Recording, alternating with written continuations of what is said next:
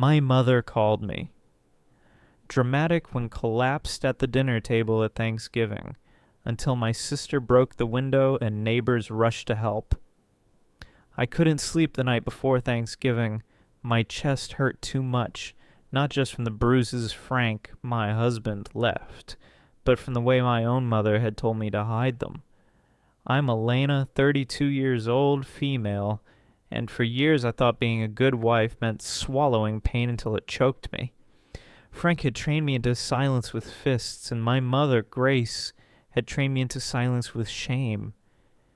Together they'd built this cage around me where my voice didn't matter. The morning of Thanksgiving, I stood in the bathroom mirror, tracing the purple streaks across my ribs. They looked like spilled ink, spreading, deepening, every breath stabbed. When I asked my mother if maybe I should stay home, she didn't even pause from basting her turkey. "You'll come, you'll smile. No one needs to know your business," she said, like my broken body was some stain she needed to scrub off the family name. Lila, my younger sister, 28, was the only one who saw me wince when I reached for a plate. She whispered, "Elena, please, let's go to urgent care." I almost cried right there, just from someone caring enough to notice. But before I could answer, my mother swooped in, smiling with her teeth and digging her fingers hard into my side. I bit down a scream. She leaned in close enough that only I could hear and hissed, "Do not ruin this day with your dramatics." The table was set like something out of a magazine. Candles, crystal glasses, endless food, and me, dressed in long sleeves, painted face, forced smile. Frank sat across from me, casual, charming, laughing at some story. No one could see his fingerprints on me. No one except Lila, who kept watching like she was waiting for me to collapse. And collapse I did. Halfway through dinner, when the coughing started, I excused myself, but my mother followed. She grabbed my arm, nails digging, whispering, "Pull yourself together." But I couldn't stop. Cough after cough ripped through me, and then the blood came. Dark red splatters across her perfect white dish towel. I dropped to the floor. My mother just shook her head. "Pathetic," she muttered. I remember Lila screaming, the crash of glass shattering. Later I learned she broke a window with her bare hands to get help because my mother had locked the doors, insisting no one call 911 for my antics. I don't remember the paramedics lifting me. I don't remember Frank's face. I only remember waking in the ICU, a tube in my throat, Lila's tear-streaked face above me, a doctor telling me I'd been clinically dead for 4 minutes, broken ribs, punctured lung. The Thanksgiving table had almost been my coffin, and still, even then, the first words out of my mother's mouth when she visited were, "See what you've done?" Always so dramatic. Hey guys, real quick before we keep going, don't forget to sub and drop a like if you're enjoying the story. And tell me what you think in the comments. I'll feature the best one in the next video. When I came back to consciousness, the world was a blur of white walls and beeping machines. My throat burned from the ventilator, my chest ached with every shallow breath, and my mind felt like it had been ripped open. I wanted to ask what happened, but the words caught. It was Lila's face that anchored me. She had one hand on mine, gripping so tight it was like she thought I might slip away again. "You're safe now, Elena," she whispered. Her voice cracked. "You scared the hell out of me." Safe. The word felt foreign, because even lying there hooked up to wires, I was terrified of Frank walking through that hospital door. Of my mother standing over me with that cold smirk, telling the doctors it was just dramatics. And then she did. Grace swept into the ICU room like she owned it. Perfect hair, coat draped neatly over her shoulders, lips curled in disdain. "Look at you," she said, not even lowering her voice. "Drawing attention again." Do you have any idea how embarrassing this has been for the family? I couldn't even lift my head, but my heart pounded with shame and rage all the same. That old conditioning ran deep.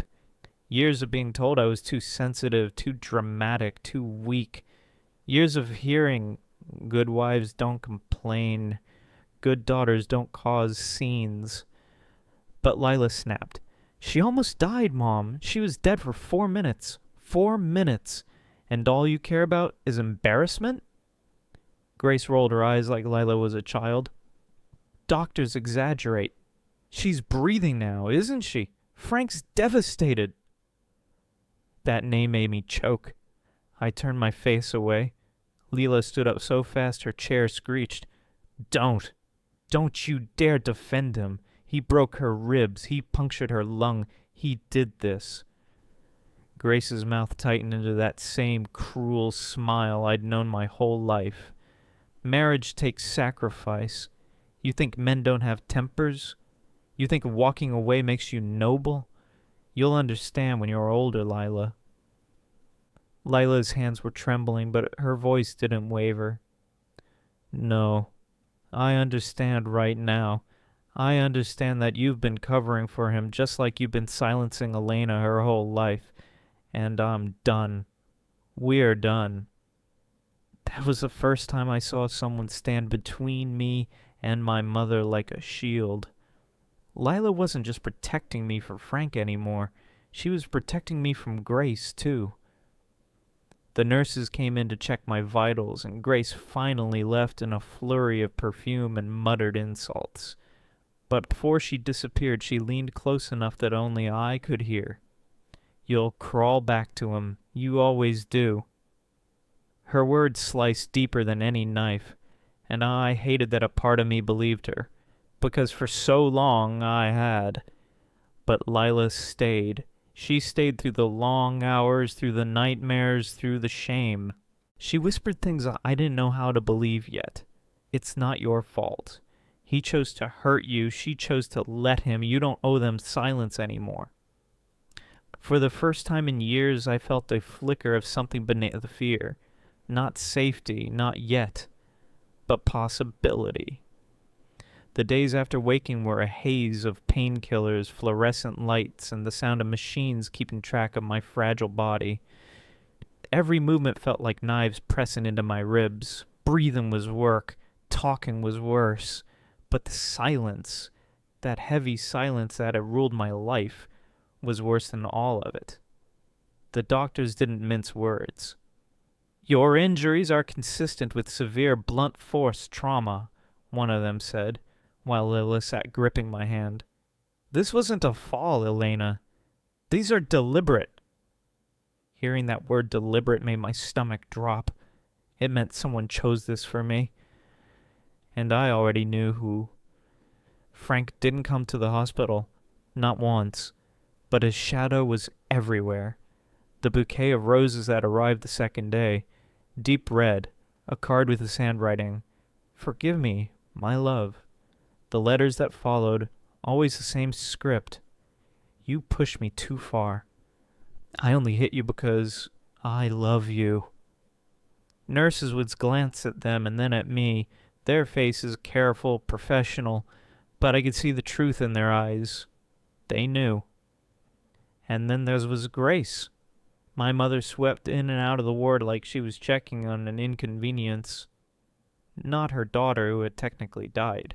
She'd complain about parking, about the nurses, about how gossip was already spreading in the family. She'd pick up the roses, inhale, and smile. At least he cares enough to send flowers. You should be grateful. I wanted to scream, but I didn't have the breath. Lila was my anchor. She moved into the hospital room with me, brought her laptop, slept in the chair, argued with staff when they tried to limit visiting hours. She was the one who told the doctors not to let Frank in. She was the one who shut Grace down when she tried to twist the story. And she was the one who called Bella. Bella, our cousin, showed up with her recorder. She hugged me so carefully it made me cry, then sat beside me and said, "Tell me everything. If you can't talk yet, I'll write it. But your story is going on record. No more silence." It terrified me. Saying the words Frank hit me felt like stepping off a cliff, but Bella and Lila held the net beneath me, and the staff backed them up. A social worker came by, then an advocate, then a detective who listened quietly as Bella explained what happened at Thanksgiving. The collapse, the blood, the broken window, my mother locking the doors. They didn't look at me like I was weak. They looked at me like I was evidence. It was overwhelming. I'd lived my whole life being told that speaking was dangerous, that silence was survival. Now everyone was asking me to break it, to admit out loud that my husband's hands had done this, that my mother had helped cover it. The first time I whispered, "He hit me," my chest seized and I started sobbing. But Lila just pressed her forehead against mine and said, "Yes, and you don't ever have to take it again." Something cracked open inside me then. Not a rib this time, but the belief that I deserved this. For the first time, I wondered if survival could mean more than staying quiet. The detective's visit lit a fire I wasn't ready for. His questions were calm but relentless, and every one of them forced me to look at wounds I'd been trained to deny. How long had Frank been hitting me? Did anyone else know? Had my mother ever intervened? I wanted to curl into myself, but Bella's recorder sat on the table, red light blinking. Lila's hand squeezed mine, and somehow I made my voice work. "Frank hit me. My mother told me to hide it." The words came out cracked, but they were real, and once they existed outside my head, I couldn't take them back. That night, the hospital room filled with family tension. Grace arrived furious, her heels clicking across the tile. She glared at Bella first. "Recording family business! Do you want to humiliate us?" Then she turned to Lila. "Dragging police into this? Do you know what you've done? You're tearing the family apart." Lila didn't flinch. "No, Mom, you and Frank tore it apart. We're just showing the pieces." The air was heavy, suffocating. Grace's voice sharpened to a blade. "Elena, you will retract this nonsense. You'll tell them you fell. That's what happened. That's what you'll say." And something inside me finally snapped. My ribs ached, my lungs burned, but I lifted my head and rasped, "No!" Grace's face drained of color like she'd been slapped. She wasn't used to me refusing. She'd spent decades teaching me obedience through sighs, scolds, and silences, more cutting than screams. For me to say no, even barely audible, was a rebellion. Her mask cracked. She cried then, loud and dramatic, the kind of tears meant to draw sympathy. "After everything I've done for you, this is how you repay me?" she wailed, gripping her chest like she might faint. "Your poor husband is devastated. And you're spitting on your vows, on God, on family." The nurses asked her to leave, but she made a scene, shouting down the hall about ungrateful daughters. I lay trembling, staring at the ceiling, realizing she would never see me as anything but a burden to be managed. Later, when the ward was quiet again, Bella showed me something on her phone. She had been recording Grace's tirade. Every word about retracting my statement, every attempt to pressure me into silence, it was all captured. "Proof," Bella said softly. "She can't twist this now." For the first time, I felt a flicker of revenge. Not against Frank yet, but against the woman who raised me to believe my pain was shameful. And then came the letters. Not from Frank this time, but from relatives, aunts, cousins, even my godmother, all telling me to forgive, to think of the family name, to stop exaggerating. One wrote, "A wife's duty is to endure. Don't let feminists ruin your marriage." I almost tore the letters up right then, but Bella stopped me. "No, keep them. They're evidence of the sickness. Every word, every attempt to guilt you, we're saving it all. That night, Lila whispered, we'll turn their words against them. They think they're silencing you, but they're writing your case for you. For the first time, I didn't feel like prey. I felt like the storm was finally shifting. Update, I didn't expect so many of you to respond the way you did. Honestly, I was terrified even writing this. Years of my mother's voice in my head telling me I was dramatic made me believe no one would take me seriously. But then I read your comments, people saying, you didn't deserve this. This is abuse. You are not weak. Some of you even said you wanted to drive to my town and drag Frank out by his hair. That made me laugh for the first time in weeks, which felt strange and wonderful at the same time. There were other comments too. A few said, she's your mother, maybe she doesn't know better. Or, marriage is hard, maybe Frank just needs therapy. For a minute, those words clawed at me, because that's exactly what Grace has always said, that I should endure, that it's just his temper. But then I thought about coughing blood on the kitchen floor while she told me to stop ruining Thanksgiving. And I realized, no. Some people don't not know better. They choose cruelty. And Frank, he doesn't need therapy.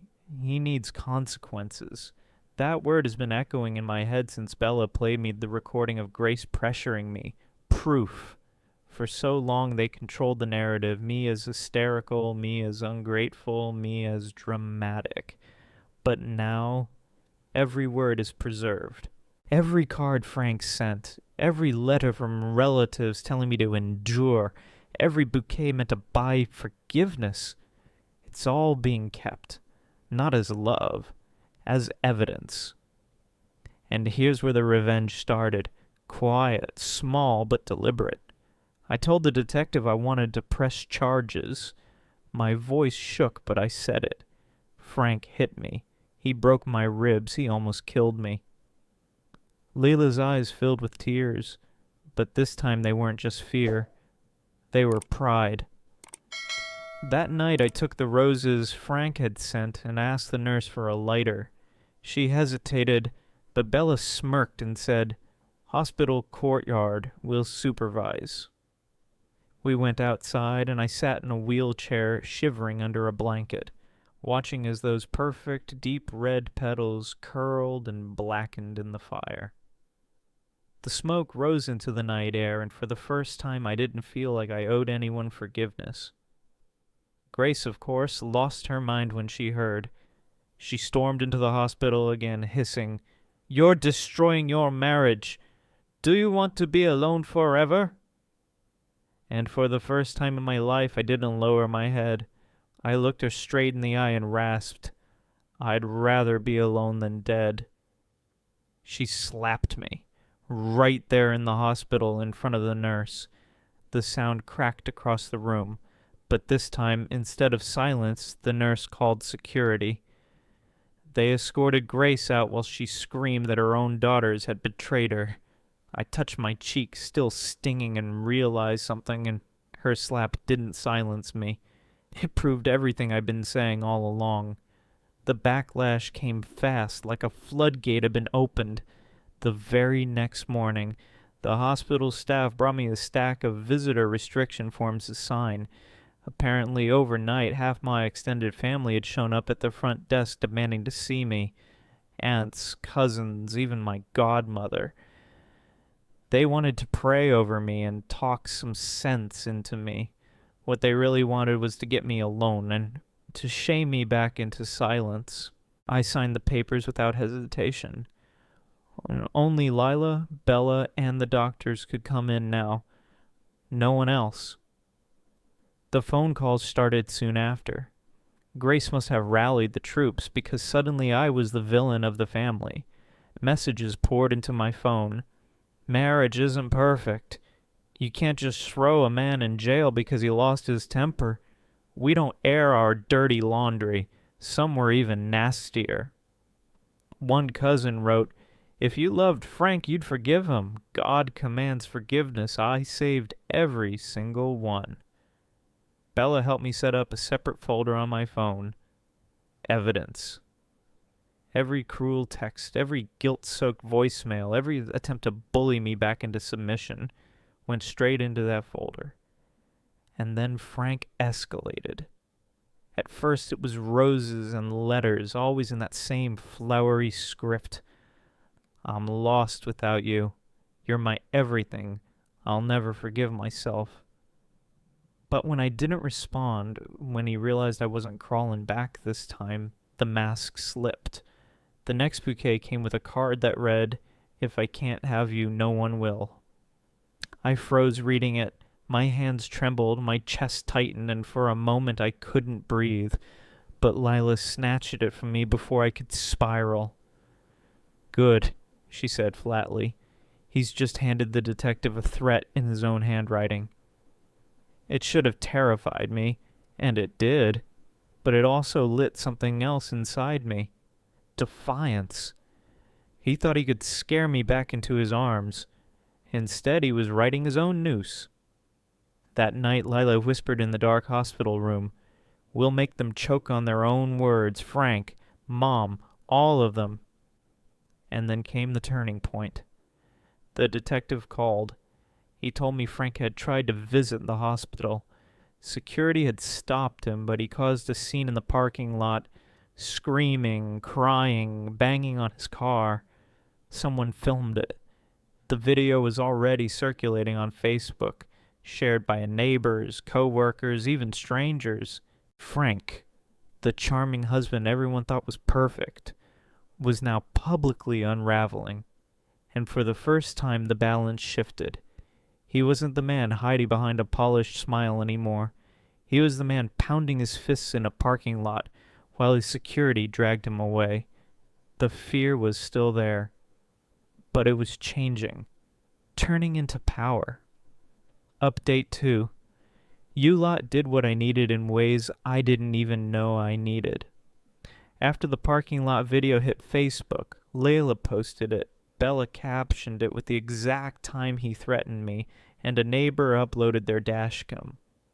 My inbox turned into a weird, blazing mixtape of humanity. Some messages made me cry for hours. Strangers offering rides, lawyers offering pro bono help, women saying, "That was me, once." One woman sent me a screenshot that said, "You're brave and then please save everything." That was the practical push I needed. A guy named Marco, total stranger, sent me step by step on how to get a protective order. A detective I'd never met DM'd local shelter contacts. There were also the typical ones. Marriage is sacred. She broke her vows. How dare she shame the family? Those had the same tone as Grace's letters. Soft poison. Standout DM. Someone wrote, "Burn the house down, tempting, not gonna lie, but instead, make him live with his ugliness." That line stuck with me. I wanted drama, yes. The cinematic kind. But I wanted it meaningful, not criminal. I wanted him exposed on terms that would hurt where it mattered. Reputations, access, and support. So he made a plan that felt like revenge. And like justice. Not a slap and run. Not vandalism, precise. Step 1. Documentation. Bella compiled everything. Texts the "if I can't have you" note, the Facebook meltdown, the recording of Grace telling me to lie. Time-stamped, labeled, copies saved in 3 places. Lila carried a thumb drive to the detective and to a lawyer we could actually trust. Someone who didn't blink when I said the phrase, "clinically dead." The lawyer filed for a temporary protective order and handed a copy of Frank's messages to his HR department in the firm, where he worked as polished charm for years. That was legal. That was smart. Step 2. Exposure. Lila emailed the parking lot video and the threatening card to Frank's manager, his pastor, and one of the charity boards he sat on. We didn't smear him. We let him do it himself. He'd already recorded the meltdown on camera. He'd written his threats in ink. He left roses and notes that said the right things while his actions said the opposite. They add up. His world, which was built on a reputation, started to wobble. Step 3. Reclaim ritual. We arranged a family lunch because Grace insisted on one. She wanted everyone to get together and put this behind us. Layla accepted on my behalf, then ghosted the RSVP list and replaced dessert with evidence. At the restaurant, Bella pulled up a muted playlist, but instead of music, she hit play on a compilation. The parking lot clip, Frank's voicemail begging me to come back, his threatening note read aloud, and then like a scalpel, Grace's recording, her voice telling me to lie. There's a kind of silence louder than a scream. People shifted in their seats. Frank rose, red-faced, and began to shout. His manager, who happened to be there for a client meeting, stood up, white as paper, and walked out. He called his office. By the time Frank followed, the room was full of witnesses. My cousin Bella stood up afterward and said plainly, "You can keep blaming her, or you can look at what you did." The restaurant didn't need to eject him. The evidence did. The fallout was an instant catharsis. It was a slow, delicious unspooling. Frank was placed on leave pending an internal investigation. His friends started avoiding him. A few relatives quietly texted apologies that felt like crumbs. Some stopped answering altogether. Grace? She called me a traitor in one message and then later sent a Bible verse about forgiveness. Lila blocked her. I saved the message. This felt like sweet revenge only because it was honest. We used truth as the weapon. It's cleaner, sharper. It left him with his consequences and me with a new muscle. My voice. I could feel it getting stronger beneath the stitches, under the tubes, behind the fear. They put the temporary protective order on the table like a small lifeline. The lawyer, Marco, the stranger turned ally who slid me a DM weeks earlier, had that calm, efficient tone that made the legal world sound navigable. "We'll file for emergency relief today," he said, tapping his pen. "We'll get you a no-contact order. We'll preserve the evidence." Saying it out loud made it real. It also made Frank furious. The morning after the order was served, I found my car keyed down the siding in long, angry gouges. Someone had scrawled "liar" across the bumper in the black marker. Layla yelled and wanted to hunt him down. Bella wanted to call the neighborhood watch. I sat on the curb and laughed. A short, broken sound that surprised even me. He tried to scare me back into submission, and instead gave us more proof. More reasons for the detective to add to the file. More witnesses to his escalation. Court dates were a weird kind of therapy. I sat in a hard chair, ribs still healing, and watched the process unfold. The detective laying out the timeline, Bella swearing she heard my cough that night, the social worker explaining the medical records. Grace sat in the gallery like a statue, pursed lips, hands folded, eyes empty. Some relatives came to court to support the family and left halfway through when the reality of the testimony didn't fit their tidy narrative. A few sent me texts afterward. "I'm sorry," that read like small coins tossed toward a person who had already bought a new life. I saved every apology. I printed every cruel message. Evidence wasn't just documents. It was the map of the lie they'd built around me. Frank tried to turn up the pressure. A voicemail left on my mother's phone. Grace still hadn't fully cut him off. Sounded like a man bargaining for his name, for his reputation. "She'll come back," he said. "You'll see." He started showing up near my work once, lingering with that smile that at once felt protective and now made my skin crawl. The detective followed him. The restraining order held. Every time he tested the line, he tied another knot around himself. The real work, though, was quieter. Therapy twice a week. Learning what triggers were and how to sit with panic until it loosened. Meetings with an advocate who taught me to name the tactics he used. Gaslighting, isolation, minimizing. Lila sat through sessions with me sometimes, taking notes like a fierce, exhausted scholar. Bella came over and made soup. She taped my taped-up wedding photo, Frank frozen in a laugh beside me, onto a box labeled Evidence. I laughed and cried when I sealed it. The day I signed the lease was small and holy. A shoebox apartment above a laundromat, sunlight 2 rooms in, a balcony that looked out over sagging maples. Lila helped me move a single box of books in my favorite mug. I held the new keys in my palm and felt something heavy unhook from my lungs. They were ordinary brass keys, tiny and real as breath. I put them in my pocket and didn't give them back. Letters still arrived. Roses, a Bible verse from Grace, a trembling packet of old photos from an aunt insisting on reconciliation. I made rules. Block the numbers, save the paper for court. Don't open anything that comes from his side. I photographed everything, backed it up in 3 places. And then, when the evidence was logged, burned the rest in the sink like a final private ritual. Smoke and petals, black at the edges, clean. People left. Some relatives turned their faces away and called me ungrateful. Others sent small kindnesses, gift cards, and offered a cat sit, a casserole recipe. Lila moved into the apartment next door for a while, a human boulder. Bella checked in daily.